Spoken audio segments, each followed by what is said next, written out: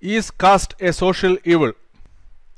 Dear Nair caste Hindus and other fellow caste Hindu community members, we caste Hindus are blindfolded and led to believe that caste is a social evil.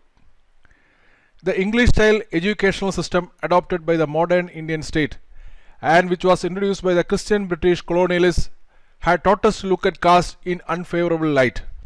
In addition, so-called reformists, activists, politicians and minority religionists, with the aid of media, constantly maligned the institution of caste. But Europeans who came to India by the end of 1700s and the whole of 1800s and had stayed for a considerable period of time amongst the natives had given a totally different picture about the institution of caste. They had high appreciation for the institution of caste and had recorded it in their memoirs. They had praised caste as part of the brilliant social legislation of the Hindus. It was unlike anything that they had seen and experienced in their own societies or elsewhere. The descriptive accounts of native life in book form left behind by such Europeans are now available freely in the public domain. One such book is Description of the Character, Manners and Customs of the People of India and of their Institutions Religious and Civil, written by Abbé J. A. Dubois. Abbé was a French Catholic Jesuit missionary who had reached Pondicherry for missionary work in 1792, which then was under the control of the French. He left India only in 1823. Thus he had stayed in southern India for 31 long years. His stay was divided between Pondicherry and Mysore. It is recorded by Henry K. Beecham, another translator of this work, that on the fall of Srirangapatnam, Abbé was specially invited on the recommendation, it is said, of Colonel Wellesley, afterwards Duke of Wellington, to visit the capital of Mysore in order to reconvert and reorganize the Christian community which had been forcibly perverted to Mohammedanism by Tipu Sultan. It is recorded that Abbé had close interaction with the natives during his extensive travels between Pondicherry and Mysore for missionary work. This book also reveals his obsession with the Brahmins, whom he considered the keepers of the Hindu religion. The manuscript of this book was completed in 1806, more than 200 years ago. It was in the French language and was first translated into English language in 1816 and published in book form in 1817 by the East India Company. Different editions of this book in English language now are freely available on the net. This includes translation by Reverend G. U. Pope and Henry K. Beecham. But in this video, the translation undertaken by the East India Company is given. The name of the translator was withheld by the company.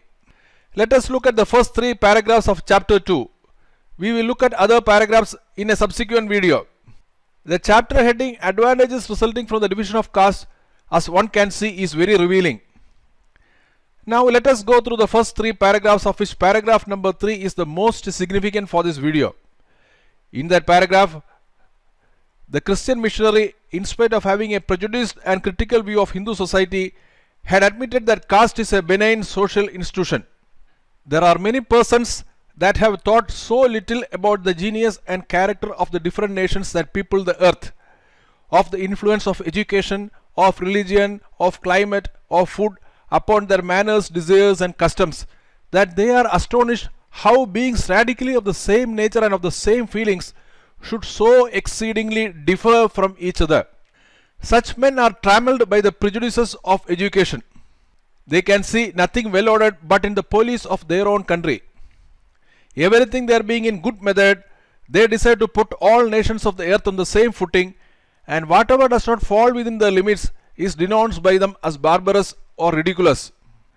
They will not consider that, though the nature of man is universally the same, it is nevertheless subject to be modified by the circumstances of the country, by the climate, the education and prejudices incident to each people, and that the rules laid down and followed in one nation would be subversive of another. I have heard many individuals, otherwise of great judgment, so full of the prejudices they had brought with them from Europe as to decide most erroneously on the subject of the division of the Hindus into castes. This distinction appeared to them not only as not promoting the good of society, but also as ridiculous and calculated merely to oppress the members of the state and to disunite them. For my part, having been in a situation to observe the character of the Hindus and having lived amongst them for many years as a brother and a friend, I have formed an opinion upon this subject altogether opposite.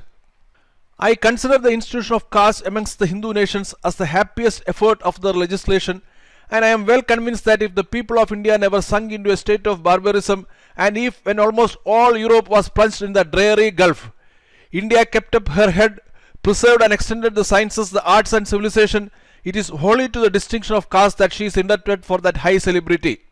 For those within the caste system, the benefits for themselves and the society and the nation may not seem pronounced, but an observant outsider like the French Catholic Christian missionary could correctly gauge and ascertain the inherent strengths of the Indian society due to the institution of caste.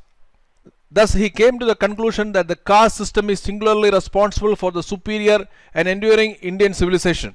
For the attention of those who are not inclined to read this book, the contents of further paragraphs will soon be made available in the subsequent video. Nair caste Hindus and Hindus belonging to other castes, we must fight jointly the ideological war against the institution of caste, a war that is waged against our very being in modern India. Jai Hind.